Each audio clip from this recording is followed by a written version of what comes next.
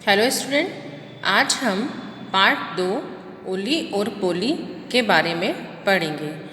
बच्चों, ये ओली और पोली एक कहानी है, एक उल्लू की और एक लड़की की। आपको ये नज़र आ रहा है पेड़ पे एक उल्लू बैठा है, उसका नाम पोली है, और ये लड़की जो है इसका नाम क्या है? ओली। तो बच्चों, इसमें हमें पक्षियों के बारे में जानकारी मिलती है और उनसे हम कैसे सच्ची दोस्ती रख सकते हैं, ये इस कहानी में बताया गया है। तो हम यहाँ पर जानेंगे कि छोटे बच्चों जो होते हैं, जैसे आप हो, आपको नए नए दोस्त बनाना अच्छा लगता है ना, तो आइए हम इस कहानी में दोस्ती के बारे में जानेंगे।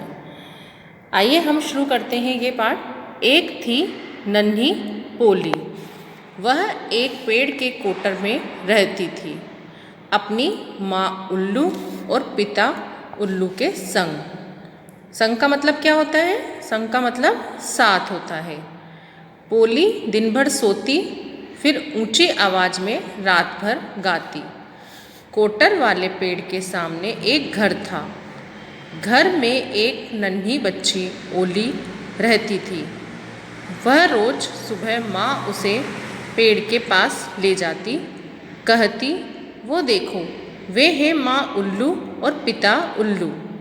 इनकी नन्ही पोली तो सो गई। ओली मुंह बनाकर कहती, ओहो, पर मुझे तो पोली से मिलना था। उधर पेड़ पर जब पोली जागती, उसकी माँ उसे कोटर के किनारे लाती, कहती, वह देखो, वे हैं ओली के माता पिता। उनकी नन्ही ओली अब सो चुकी। तो बच्चों, आपने देखा कि क्या होता है, ओली और पोली दोनों एक दूसरे से मिलने के लिए परेशान रहती हैं, लेकिन वह मिल ही नहीं पाती, क्योंकि जब पोली सोती तो ओली उस समय जागती, और जब ओली सोती तो उस समय पोली जागती। उन दोनों का सोने का टाइम अलग अलग होता है, इसलिए वह दोनों एक दूसरे से नहीं मिल पाती हैं। तो बच्चों, आपने देखा कि उस नन्ही जो पोली थी, उसके माता पिता कौन थे? उल्लू। वह उनके साथ एक पेड़ पर रहती थी। कहाँ रहती थी पोली? पेड़ पर, क्योंकि जो पक्षी होते हैं वो कहाँ रहते हैं? पेड़ पर अपना घोंसला बनाकर रहते हैं। नन्ही शब्द से हमारा तात्पर्य है छोटी। जो वो पोली थी वो बहुत छोटी थी, और वह क्या करती थी? पेड़ पर अपने माता पिता के साथ रहती थी, और रात को सोती थी और सुबह जागती थी। और ओली क्या करती थी? ओली रात को सो जाती थी और सुबह जागती थी। इस वजह से उनका मिलना संभव नहीं हो पा रहा था। तो आइए आगे पढ़ते हम। ओली चिल्लाती, ओहो, पर मुझे तो ओली से मिलना है। इधर ओली सारा दिन रटती, काश मैं पोली से मिल पाती। उधर पोली सारी रात शोर मचाती, काश मैं ओली से मिल पाती। दोनों के माता पिता परेशान थे, ओली और पोली को कैसे मिलाएं। रात होते ही ओली सो जाती, पोली जाग जाती। इधर सुबह होते ही पोली सो जाती और ओली जाग जाती। एक दिन की बात है, काले काले बादल आकाश में छा गए। काले बादल कब छाते हैं बच्चों? जबकि बारिश होने वाली होती है, और आकाश से हमारा तात्पर्य है आसमान। काले बादल कहाँ छाते हैं? आसमान में। और फिर क्या हो गए? बादल आकाश में छा गए, बारिश होने लगी। क्या होने लगी? बारिश होने लगी। ओली खिड़की के पास बैठ गई।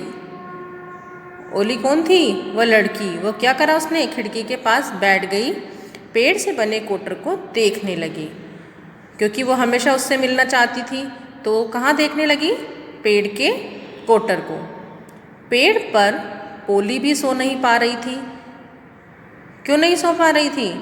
क्योंकि उसे आकाश में बादल छा गए, तो उसे क्या लग रहा था कि जैसे रात हो गई हो, और वह भी सो नहीं पा रही थी, और वो बार बार इधर उधर देख रही थी कि बाहर क्या हो रहा है।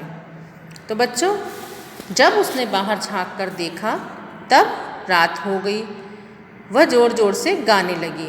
ओली ने पोली की आवाज़ सुनी और वह पेड़ की ओर भागने लगी।